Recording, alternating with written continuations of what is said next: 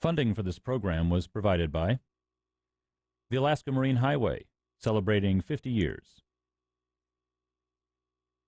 Alaska, beyond your dreams, within your reach. And the Southeast Conference, a regional nonprofit corporation that advances the interests of the people, communities, and businesses in Southeast Alaska. Additional production support was also provided by the Port of Bellingham, Washington.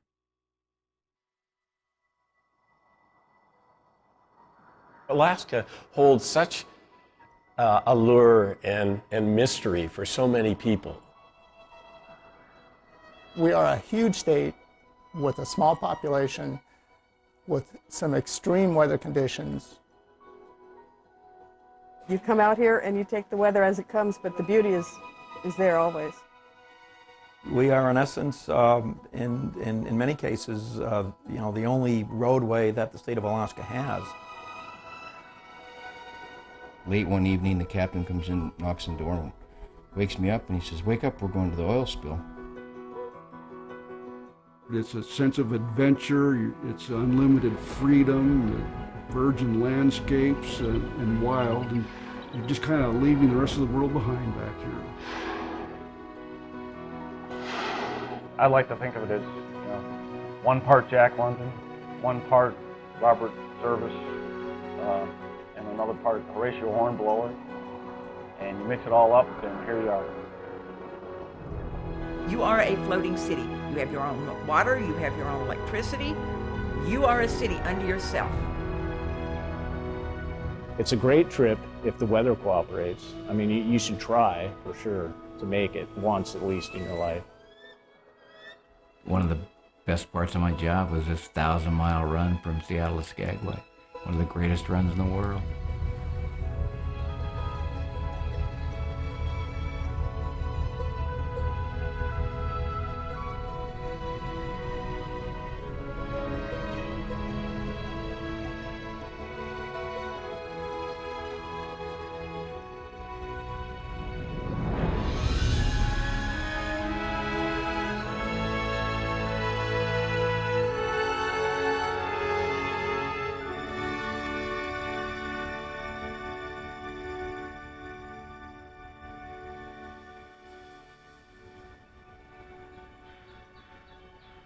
Alaska, the last frontier, a land of dreams and of extremes, expansive glaciers, deep fjords, rugged tundra, abundant wildlife, mountains that seem to scrape the heavens.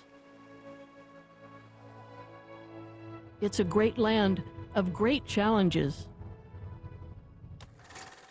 Alaskans have always faced transportation problems. We live in a state of vast areas. Long distances and rugged terrain separate our cities. The logical answer was a moving road that would span both land and water. The Alaska Marine Highway operates in every condition imaginable, connecting over 3,500 miles of coastal communities. It's a transportation system and a lifeline unique in the world. It operates 24 hours a day. It's constantly moving up the line, docking at docks, loading and unloading, and everything from big vans, fresh produce, tourists, and Alaskans moving, on the highway. At 1/5 the size of the contiguous U.S., Alaska is by far America's largest state. Yet much of the great land can only be reached by air or by sea. The majestic landscape made it difficult to build traditional roads. So Alaskans built a highway without pavement, without on-ramps. It's a marine highway, one that stretches longer than the distance between Seattle and Miami.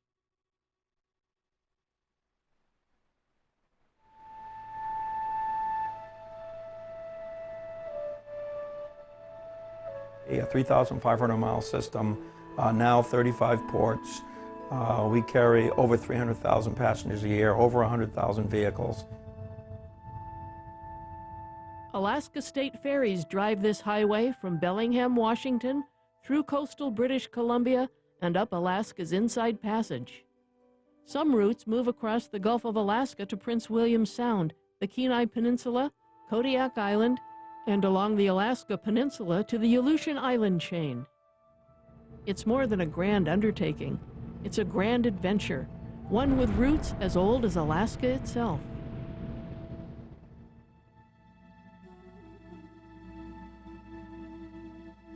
For thousands of years, the native peoples of what is now Alaska flourished in this land of plenty. Water determined their way of life. Some traveled Alaska in large skin boats, living off the sea's bounty. Others fished from long canoes carved from cedar. In the 18th century, explorers like Russian Vitus Bering and British Captain James Cook would ply these same waters, exploring and mapping Alaska's coast. Conditions were often unforgiving. Just as we were going to weigh the anchor to go farther up the bay, it came on to blow and rain as hard as before, so that we were obliged to bear away the cable again and lay fast. Captain James Cook, May 14th, 1778. The places Cook, Bering, and other explorers traveled tell the story of their adventures. Deception Point, Icy Strait, Rocky Bay, Windy Passage, Peril Strait, Dangerous Cape, Rocky Cove.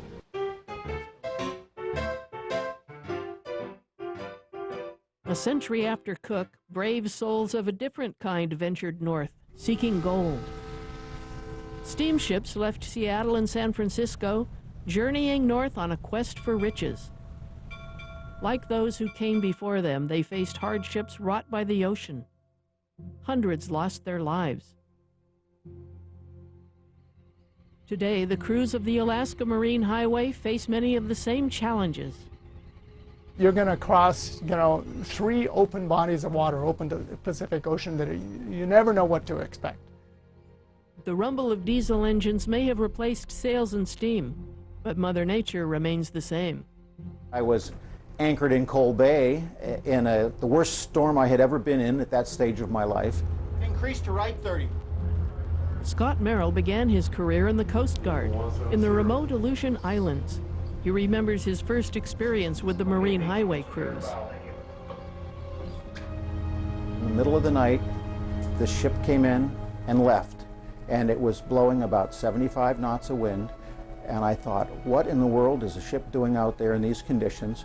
We found out it was the Alaska Ferry Tustumena, and I thought to myself, there must be some real sailors over there.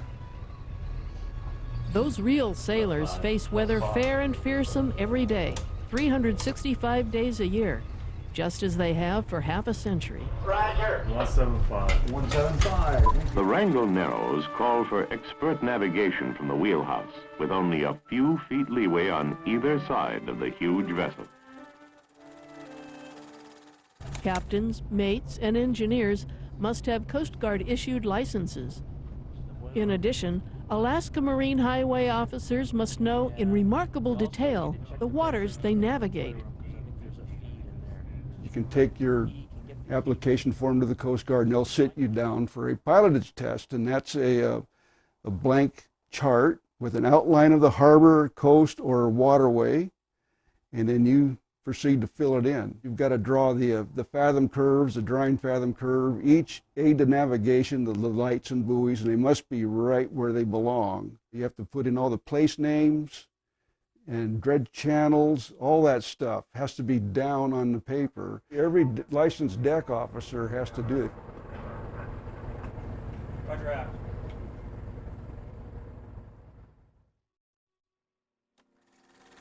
Unlike most American communities, all roads ended beyond the edge of town.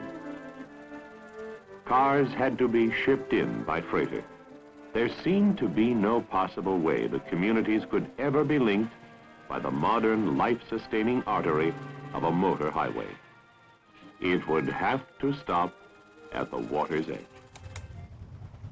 For coastal Alaska, the ferry system is much more than an adventure. The Alaska Marine Highway system is a lifeline for people who live on Kodiak Island. It's absolutely, positively our highway.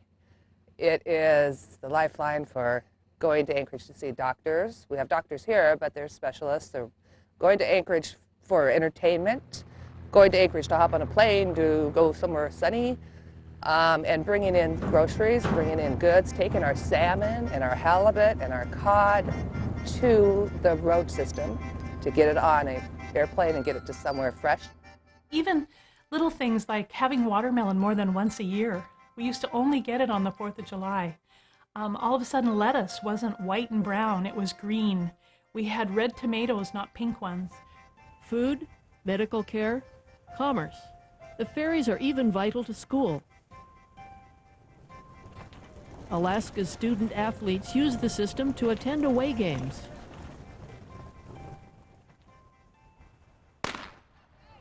We would love to be able to travel, by air, just because of the time out of school would be less, but there's no way we'd be able to afford that. So the ferry system basically is our lifeblood. Just as in much of America, life in the last frontier often revolves around sports.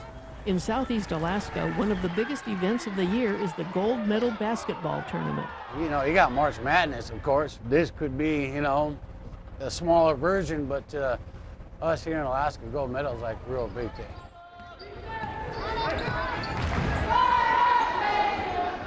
Hundreds of village residents board the ferry each March and head to Juneau. It's always been a big part of our family, and we look forward to it every year. And so I think I've only missed it once since I was a little girl. Players on the Angoon basketball team practiced for 4 months to prep for the tournament. The ferry prepared too, scheduling special trips to accommodate the fans. People don't get out of Angoon very much because they don't really have a reason, and gold medal gives you that excuse to, you have to go. That's what you tell yourself. So, it's very big. All the towns come together, they cheer against each other, so it gets louder. I grew up watching my dad play every year at gold medal, and so now it's really neat that my kids get to watch their dad play now. So it's kind of like it's just a tradition that's just been going on and will keep going on.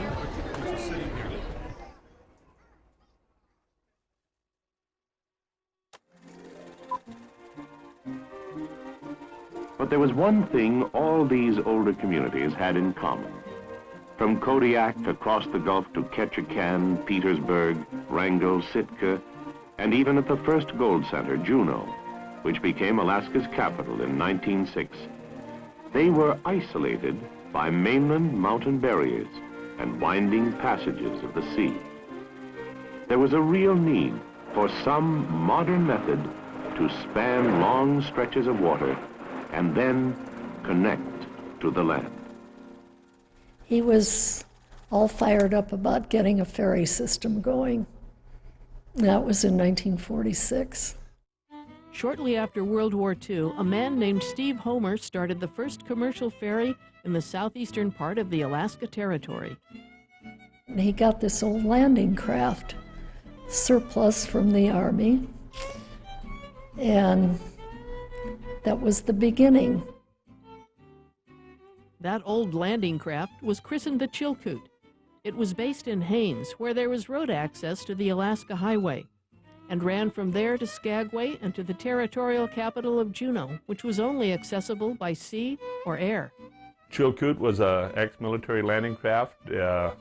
Very small accommodations on one side, small wheelhouse. You were out in the elements a lot of equipment got a lot of spray on it. John Gitkoff's father captained the Chilkoot on those first runs. It was very small accommodations, one coffee pot for people, and they brought their own sandwiches and everything. So noisy, wet exhaust. You would smell the diesel coming out the sides with old Detroit engines. So it was somewhat of an adventure. Steve Homer's ferry eventually faced financial trouble. At the same time, it had become an indispensable method of transportation. In 1951, Chilkoot Motorship Line sold its namesake vessel to the Alaska Territorial Government. Though as population and demand for service increased, it was clear the Chilkoot's voyages were numbered. In 1957, J.M. Martinek Shipbuilding of Tacoma, Washington, delivered the 99-foot Chilkat. With a price tag of $300,000, the Chilkat could not have been more different than its predecessor. One was designed for World War II to get a few tanks to the beach, and Chilkat being designed to have a little bit of comfort. Custom-made vehicles were covered so snow didn't get on them. A lot more accommodations, even though it was very small compared to our standards now. When they saw that in action, I don't know about the Chilkoot so much, because that was kind of bare bones, but when they saw the Chilkat, they thought, I could see where they got excited about having more ferries. This gave a few far-sighted men the concept of a moving road to span the waters and tie our cities in southeast Alaska and on westward together.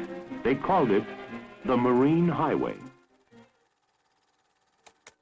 Alaska became a state in 1959.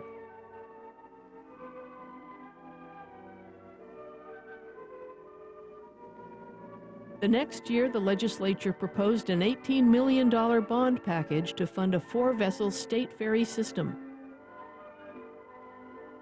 The bonds passed, and construction began on the first 3 mainline ships, the Malaspina, the Matanuska, and the Taku. Each would have room for 500 passengers and 100 vehicles. The larger ferries have several types of staterooms for those who want them. For those who prefer a full-course dinner, there is a dining room with excellent food and courteous service. But the new highway needed seaworthy crews. They would come from just about everywhere to live the Alaska adventure. A lot of the sailors came from offshore. A lot of them were Sailors Union of the Pacific on the West Coast. Sailors who'd been all over the world, very experienced guys. The deck officers were, some of them had sailed during the war, but many of them had worked on towboats up and down the coast. And some of them were the most experienced pilots the country will ever see. Those first crews have now retired, but even after 50 years, there are still strong links to those earliest days. My grandmother worked for the ferry system. She worked on the Malaspina early on in the mid-60s. And when I was a kid, she used to work on the Taku. And my family's from Cake. So kind of one of the milestones, which probably isn't a big deal to a lot of people, was me actually docking the Taku in Cake and Sitka, where I grew up, right? That happened about 1.5 years ago. And for me, it was a big deal, right? I mean, it was kind of coming home, really. You know, I get goosebumps just thinking about it.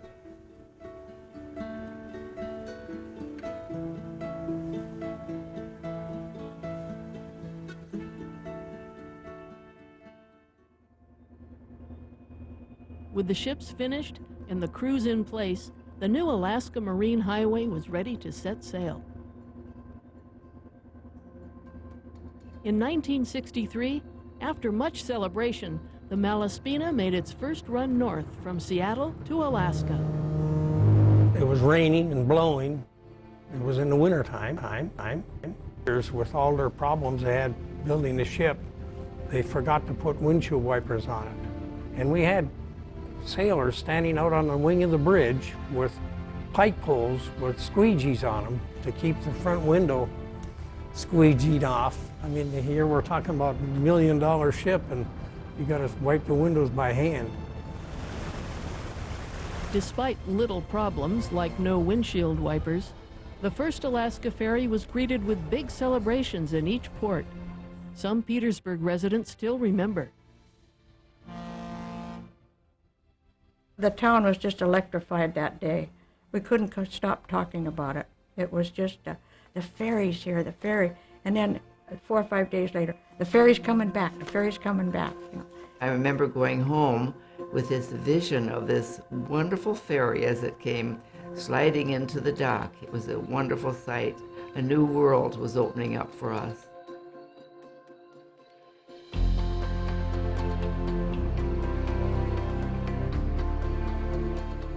Seattle was the southern terminus for the Alaska Marine Highway, but 2 decades into operation, the contract came up for renewal. We were operating all the way into the Port of Seattle, Pier 48. We were not getting good attention from the Port of Seattle. Their costs were going up, and we were not getting additional real estate, which we needed in order to increase the staging for the vessels. Bellingham, Washington, 80 miles north of Seattle, entered the bidding for the Alaska Marine Highway contract. Officials argued that Bellingham's location would save travel time. Plus, Seattle's neighbor to the north promised a new terminal.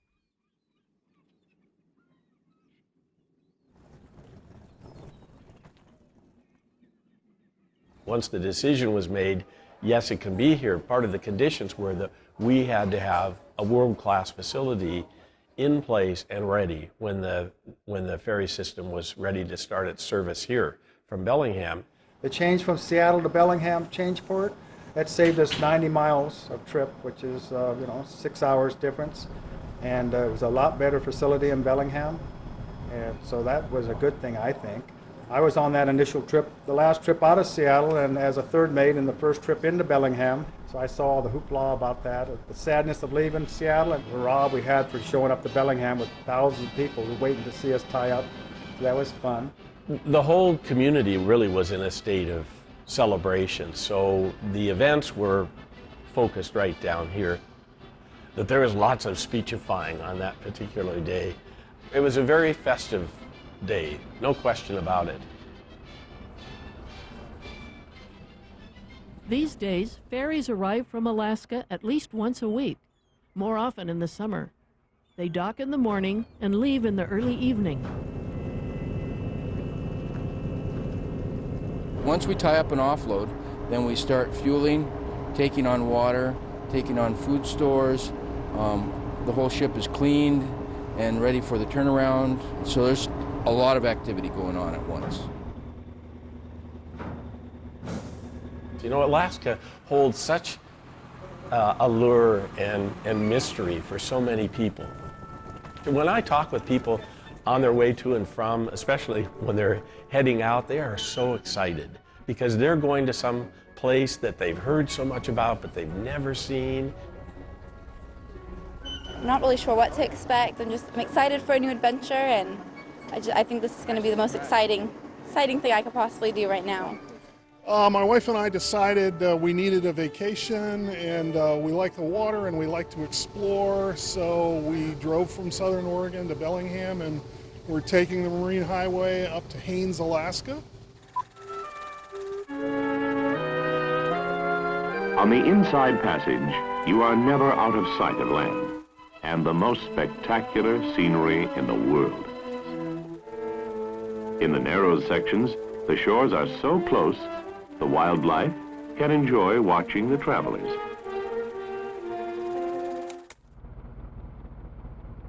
Alaska thrives on tourism, so it's no surprise that visitors on the Marine Highway often share the decks with residents. Passengers and vehicles may get on or off the ferry at any port to spend time exploring different regions of Alaska.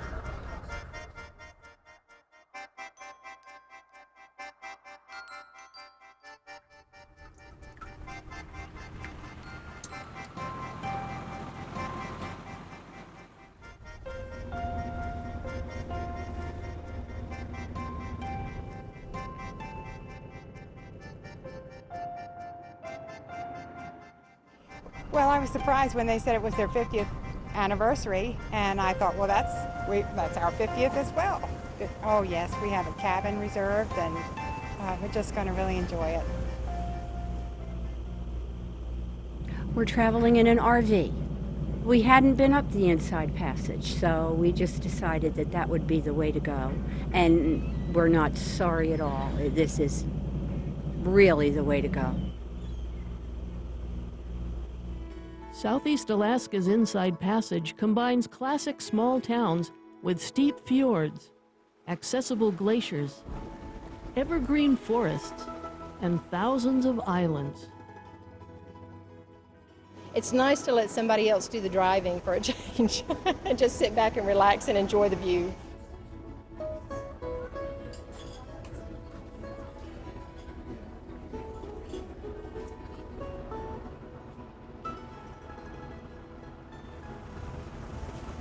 Part cruise, part camping trip. Passengers choose how formal or laid back they want to be, all while moving through wild places and picturesque towns.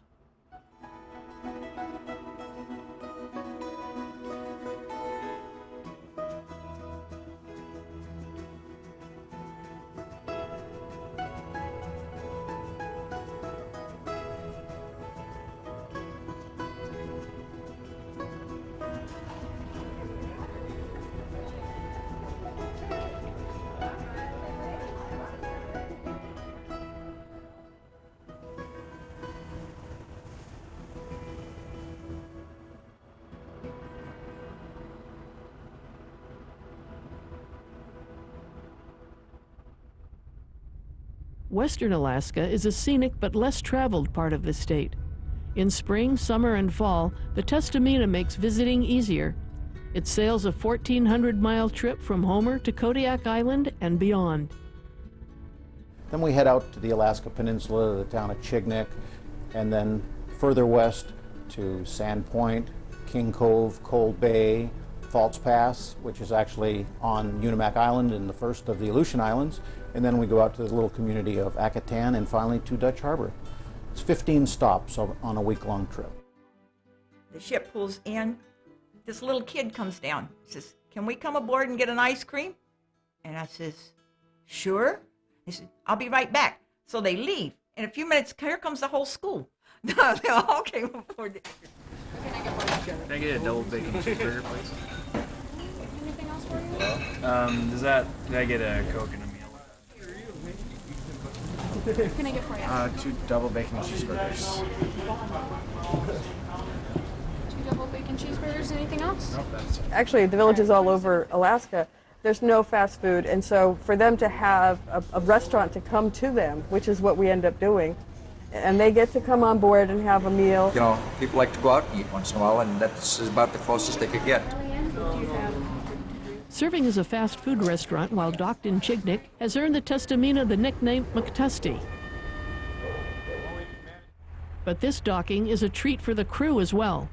As the residents head on board for burgers, the crew head ashore for donuts. 5 or 6 years now, there was a lady in town that started making donuts for the fishermen. Of course, we caught wind of it. I have 30 bucks. Okay, What is 30 bucks? variety? Give me $30 worth. Is there a blueberry something over there? Mm-hmm. Okay, I need at least one of those. $30 worth of donuts. There we go. Yeah. You can do that. Now that I like to see. I think. Now it's a big thing to do, to go up and see the donut lady. And I think we're sending her kids through college.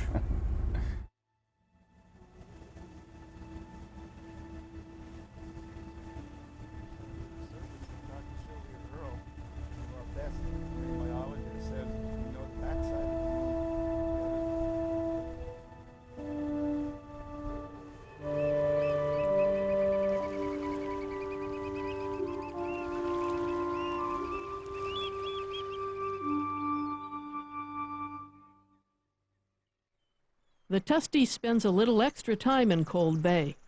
Visitors sometimes leave the ferry and board a bus to visit the Eisenbeck National Wildlife Refuge.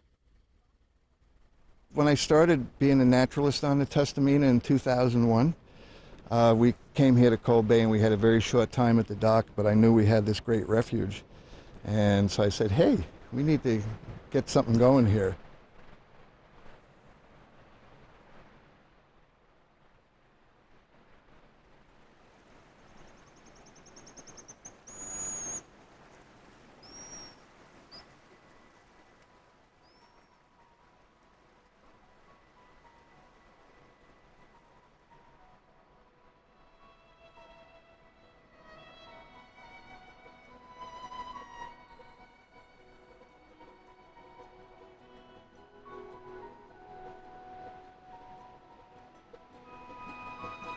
I come out every trip from May through September to the Aleutians, and I have never, ever seen this much visibility. We're looking 100 miles down the road at the 3 volcanoes on Unimak Island, Mount Frosty, an extinct volcano, Mount Dunton, Pavlov volcano, Pavlov's sister over by Sand Point. Oh, yeah, sure. Oh, he's got the most beautiful peppers. You could see his reflection in the water.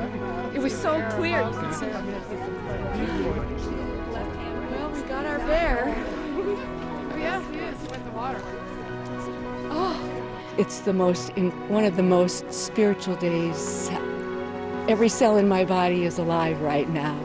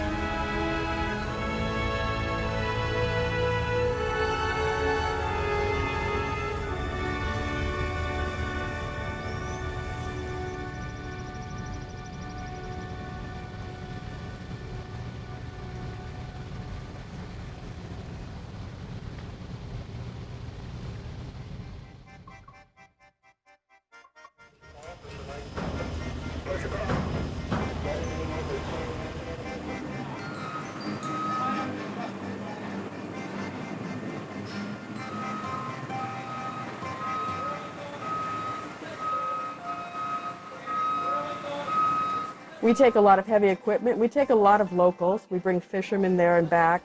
And then we do take a bunch of tourists sometimes. So the sea lions have to... The sea and the island, it's beautiful, but boy, this is much more rugged and harsh, and people who live here got to have a lot more resilience than those in New Zealand.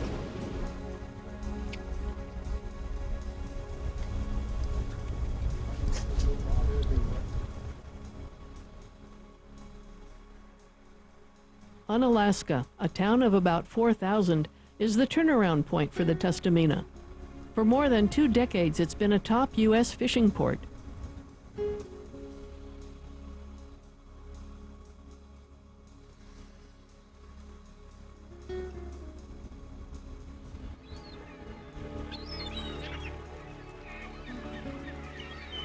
I have been meeting the ferry for 15 years. I've had my business here. I probably get 75% of my clients from the ferry coming out over the summer. Sometimes they've seen documentaries showing the area and just are curious and want to come and see it themselves. Sometimes they've had a dad that served out here during World War II.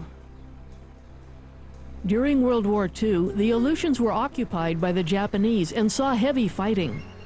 This was the first invasion of American soil since the War of 1812. You take 1 cup of Jack London, 1 part Robert Service, another cup of Horatio Hornblower, and mix it all up, and here you are. You hear the term last frontier, and to many people maybe it doesn't exist anymore, but out here it's still, I'm hesitant to use the word magical, but there is something to it.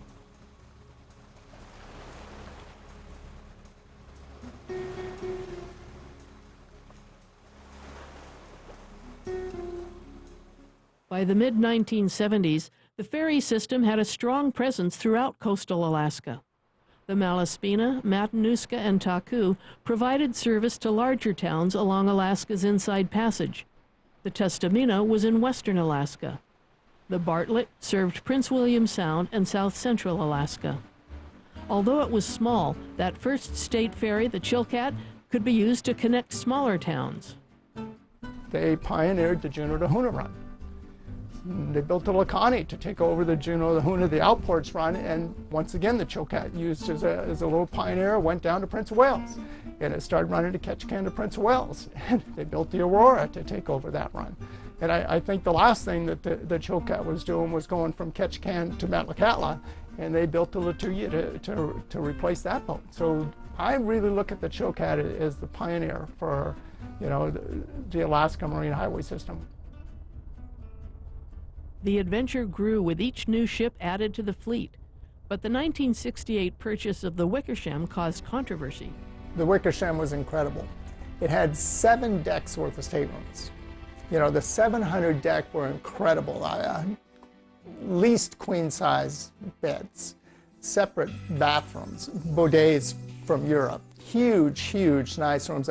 The headroom steward took care of the 700 deck. They were just, you know, they were like the penthouse suite. While it was an elegant ship, the Wickersham faced legal problems because it was a foreign-built vessel. Federal law limited the use of the Sweden-built Wiki between U.S. ports.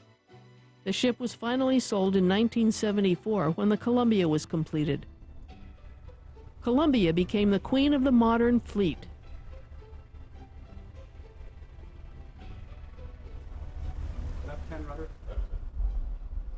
John McMahon's first job on the ferry was making salads in the galley on the Columbia. That was in 1974. 38 years later, he was captain on the same ship, commanding his last run before retirement. I don't usually take it through Sturgis Narrows. I was needed to do that one more time. It's going to be my last time for everything, but I am a little bit of an emotional guy, but I'm trying to suppress some of that because I want to get through the week. I still got 5 days to go, and you don't put your guard down till the finish line. In those 5 days, Captain McMahon would be responsible for the safe passage of the Columbia through the Sturgis Narrows to Sitka, Petersburg, Ketchikan, Bellingham, back to Ketchikan, and an exciting end to an illustrious career on Alaska's Marine Highway.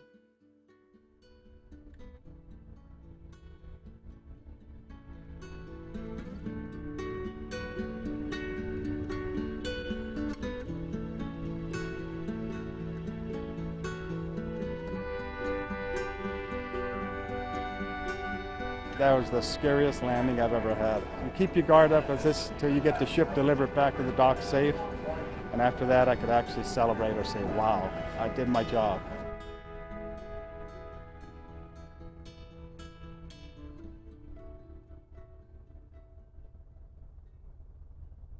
Along with traditional ferries, there was talk of faster ferries.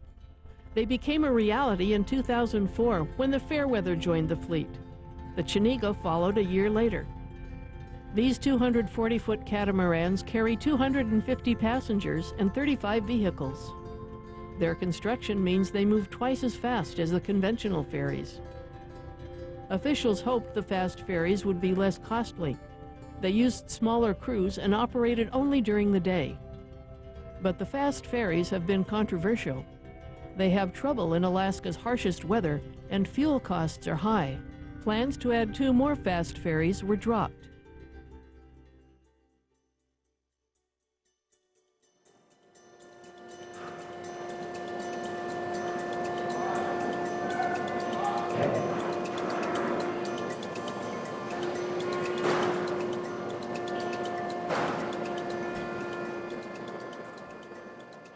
Running mainline ships, especially our mainline ships, where we stop at multiple ports, through the course of the voyage, and then turn and come back. Passengers are getting on and off, vehicles are getting on and off, people are living on the ships. We are housing, feeding, looking after the passengers on the ships. It's logistically very, very complex. In essence, one of the most complex ferry systems in the world, technically.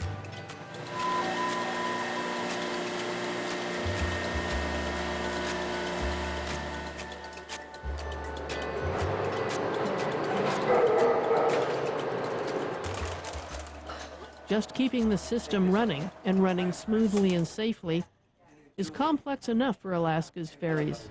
The weather and the water don't always play nice. The sea is your foe, so you play defense against it. By that I mean you secure your watertight doors, pay attention which ones are open and why. You listen to your radios for weather reports of other boats, people in distress. You put your position on a chart every 2 hours, no matter what. Put it down, because if you lose your electronics, at least you know where you've been. You can dead reckon to get somewhere. You're always keeping your eyes open 24 hours a day. Because again, I don't mean this flippantly, but the sea is your foe. The ferry system and ship's captains must operate in often dangerous and unpredictable weather conditions as well. In the winter, we can have 80-mile-an-hour gusts of wind, so, you know, it's minus 30, 40 below. Well, our lines are so encrusted with snow and ice, and then the wind chill factor of just being in port, they'll all freeze in port. So as soon as we get underway, we'll bring all the lines inside the ship so that when we go to the next port, we have lines that we can handle and use that aren't frozen solid. This Whittier dock that we're coming into, this is the beast of the system so far as the high-speed craft docking up. Trying to hit a slot about 3 feet wide, and the winds are diagonal. We were getting 40, 45 knot winds, and with gusts up to 60, 65 knots. And the ship was trying to come in, and they keep trying to turn, and they have to back into our dock. And it would seem like every time they did that, we would have the strong gusts of wind, and it would just blow right back out to the ocean. That particular day, the ship took 11 tries to get backed in.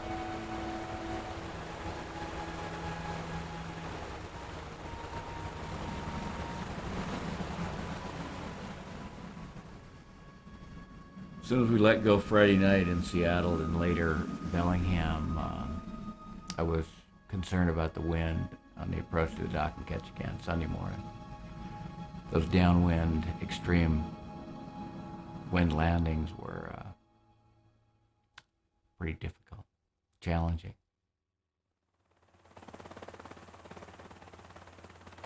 In its first 50 years, the Alaska Marine Highway experienced more than a few unexpected events. In 1997, Canada protested that Americans were taking too many salmon under a treaty allocation between the two countries. When we were in Ketchikan, we heard a rumor that there was going to be a blockade of the ship when we got to Prince Rupert.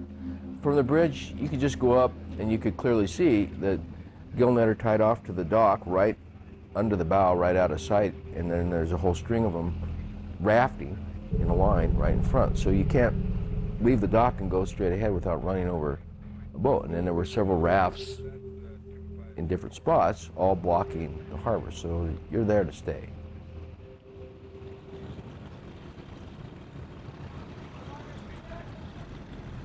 At the dock, we're just trying to keep the ship functioning and safe. We knew we were just a pawn in this whole thing, so you just lay low and wait for things to break.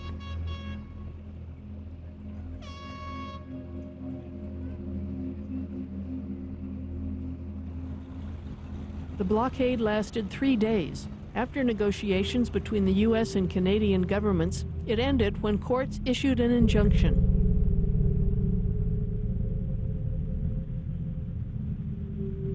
But that wasn't the first time the ferry system made the news.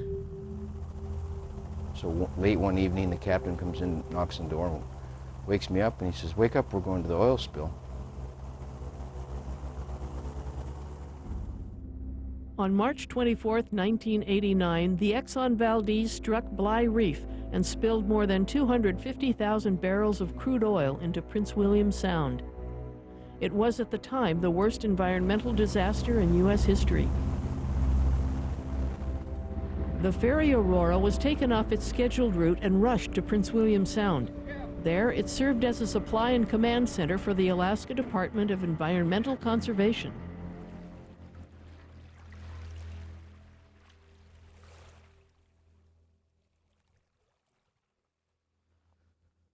The cleanup will require lots of hard manual labor and lots of people. Get manpower down the ramp and into the water. This is where they're spreading out the containment booms up the beach here. I guess where they can mark off a section that they've been used. The car deck was just covered in oil-absorbent material, boom, anchors, skiffs, water truck, refrigeration truck, everything you could imagine that float suits could use or not use. and there was people constantly coming and going. This is an operation going on at the head of Northwest Bay on Eleanor Island. The stern ramp was down and was about, I would guess, 2 feet from the water was as low as it would go. And then we had this wooden dock tied off the end of the stern ramp in kind of a U shape. And all these skiffs and gill netters and everybody would tie up to the dock, and they would come on board and grab a bite to eat or grab some material or something. The Aurora spent a month assisting with the cleanup in Prince William Sound. That was really something. I was just a part of it. Touch with history, I guess, is what you look back on it. One lesson from the oil spill? Alaska needed a better system to respond when disaster strikes. A new ferry, the $80 million Kennecott, was built in 1998. They designed the ship from the ground up with some oil spill response capabilities, and some of it is communications. We have a radio room down below that was set up to be a command center. There's some docks, portable docks that we carry, and they've been on here since it was built, that are intended to be set up for, it was meant to be a base station, a hotel ship for oil spill workers and equipment.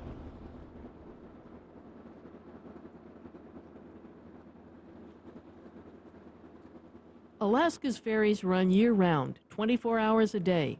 They brave winds and weather and navigate narrow channels. Like any transportation system, the Marine Highway has had some close calls.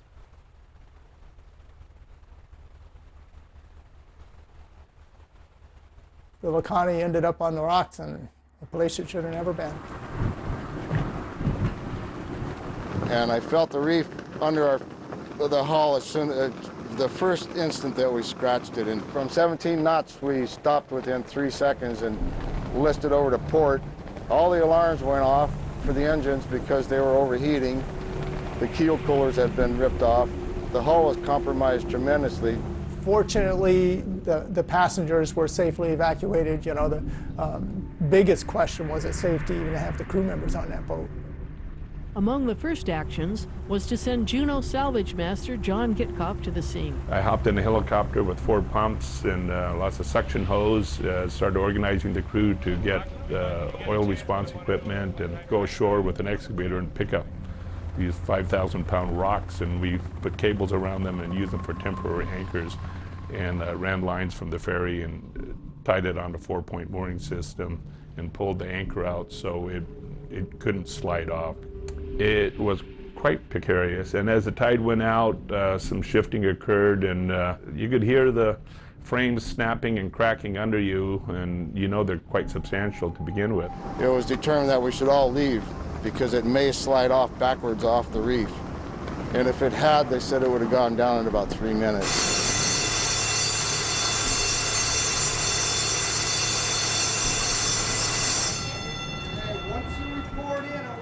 You do everything in the world to avoid those things, but when they do happen, thank God the crew's training comes out. It's one of the reasons you have all of that training, and the guys do the right things, and the Laconnie's still sailing today. While there have been occasional mishaps, the Alaska Marine Highway has an exemplary record of safety, and are often those rendering assistance to other mariners. Out of Seward one night, flat calm, leaving the dock. By the time we got to the mouth of Resurrection Bay, it's blowing 45, gusting to 60. We get a mayday from a boat over here off the Ayalak Peninsula. Lost his power to his engines. The wind's blowing him straight into the cliffs. We had the best guy who could throw a heaving line at the rail, ready to toss this guy a heaving line. I got the ship right up to it, and we're rolling around now because I got to slow down. He throws that heaving line and it hits the top of his house, and at that instant his boat just lurches away, and we lurch this way and fell in the water. At that point, I could look up and I could see the ridge line, I can see the sea crashing against the base. It's pitch black though, but I can still see the white surf. And I knew I got one more shot at him, there'd be no third time. And I put the bow of the ship right on top of this boat. And at that point, man, Joe Amon, the AB, was able to throw that line down, and the guy caught it, kind of fell across his forearms, and boom, he hugged that. And the sea, I remember hitting the stern, and the sea was coming clear up over the ship, and it just dumped on me out there on the bridge wing, soaking wet. This was my first night on the Testamina as a captain, my very first night. The AB I'd known a long time, named George Warner from Seward. He just looks at me and says, "Welcome back to the Testamina, Captain."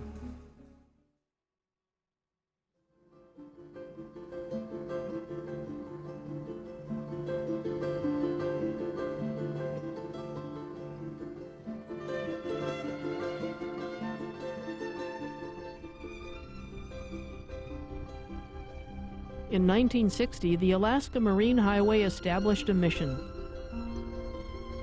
to provide safe, reliable, and efficient transportation of people, goods, and vehicles, while providing opportunities to develop and maintain a reasonable standard of living and high quality of life. For half a century, the ferries of the Alaska Marine Highway have sailed northern waters. Some older ships have been retired, others have been remodeled, new ships have been added.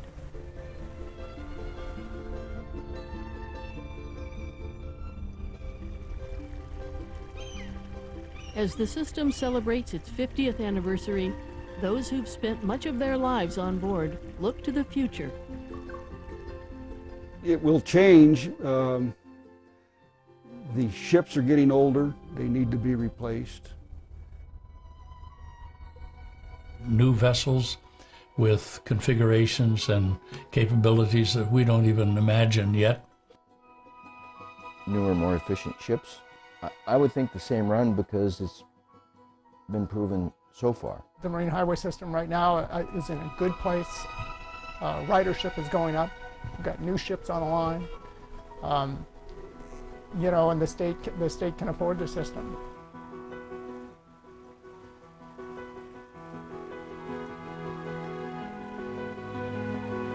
I have been in 49 states, 48 of them on motorcycle, and Alaska's the only one I haven't been in. So this is a long-time dream to get up here, and to do it on the bike is heaven. We were just all having such a good time getting to know everyone, so just not many of us actually really wanted to get off the boat.